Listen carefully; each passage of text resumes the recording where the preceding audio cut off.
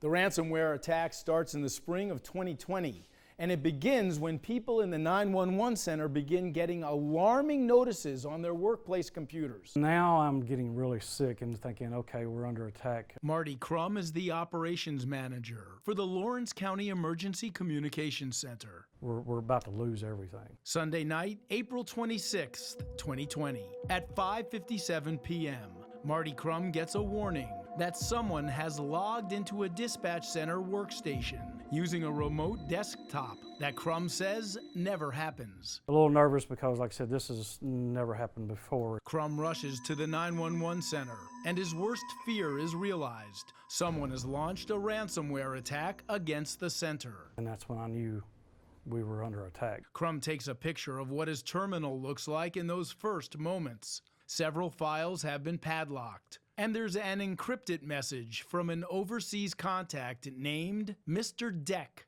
who explains how to unlock the files.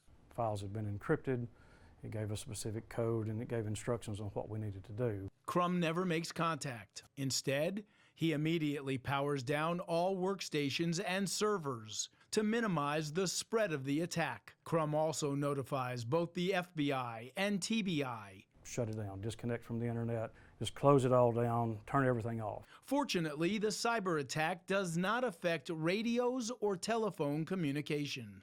But the breach does adversely affect the computer-aided dispatch system, known as CAD, which records all activity on an emergency call electronically. But because of the breach, dispatchers suddenly have to do it by hand. The CAD system also quickly accesses criminal histories and license plate information for officers in the field. This now has to be done by phone with the help of neighboring county dispatch centers, who are happy to help, but they also have their own workloads to contend with. So an officer might call into you, you'd have to call over to Giles, Giles would have to look it up, Giles would have to call you back, you'd have to call them out there. Correct. That would be the slowest way. They might be able to give it to us while we're still on the phone, just depending on how busy they were. We were kind of thrown back into the 19th century, but it was mostly on our end, stuff that the general public would not be exposed to.